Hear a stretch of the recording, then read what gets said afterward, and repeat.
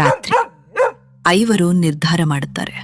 ರೋಹನ್, ನಾವು ಇಲ್ಲಿಗೆ ಬಂದಿದ್ದು ಸತ್ಯ ತಿಳಿಯಲು.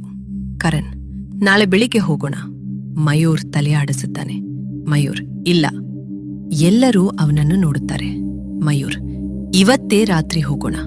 ಪಲ್ಲವಿ, ಮಯೂರ್, ಇದು ಅಪಾಯ. ಮಯೂರ್, ಅದು ನಮ್ಮನ್ನು ಕರೆಯುತ್ತಿದೆ. ಐವರು ಟಾರ್ಚ್ ಹಿಡಿದು ಕಾಡಿನೊಳಗೆ ಹೋಗುತ್ತಾರೆ. ಗಾಳಿ ಜೋರಾಗುತ್ತದೆ.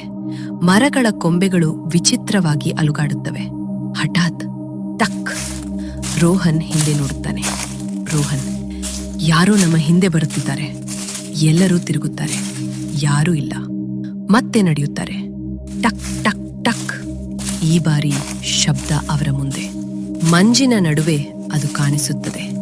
ಭೂತ ಬಂಗಲೆ. 150 ವರ್ಷ ಹಳೆಯ ಕಟ್ಟಡ.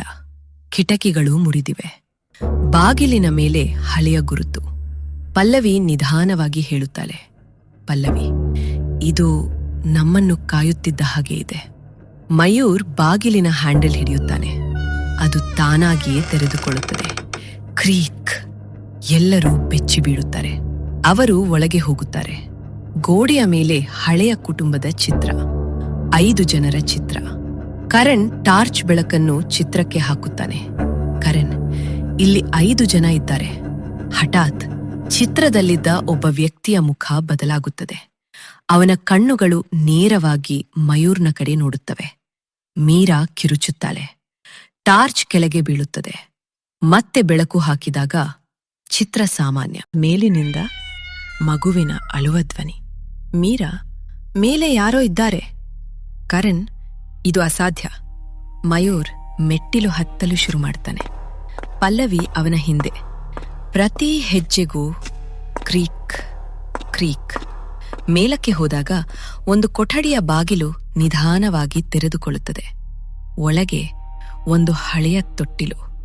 ಅದು ತಾನಾಗಿಯೇ ತೂಗುತ್ತಿರುತ್ತದೆ. ರೋಹನ್ ತೊಟ್ಟಿಲಿನ ಬಳಿ ಹೋಗುತ್ತಾನೆ. ರೋಹನ್, ಇಲ್ಲಿ ಯಾರೂ ಇಲ್ಲ. ಅವನ ತೊಟ್ಟಿಲನ್ನು ನಿಲ್ಲಿಸುತ್ತಾನೆ.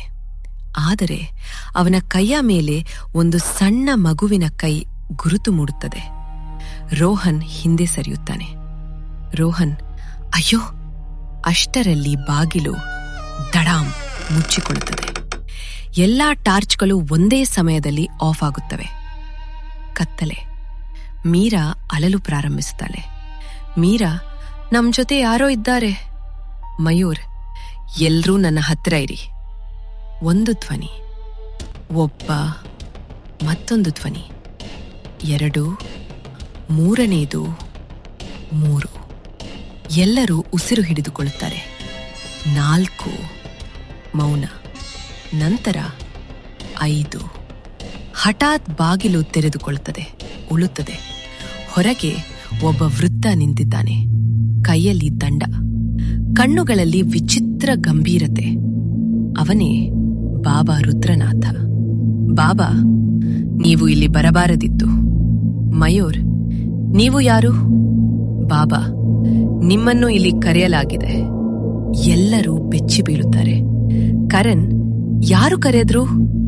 ಬಾಬಾ ಬಂಗಲೆಯ ಒಳಗೆ ನೋಡುತ್ತಾನೆ. ಬಾಬಾ, ಅವನು. ಮಯೂರ್ ಕೇಳುತ್ತಾನೆ. ಮಯೂರ್, ಯಾರು?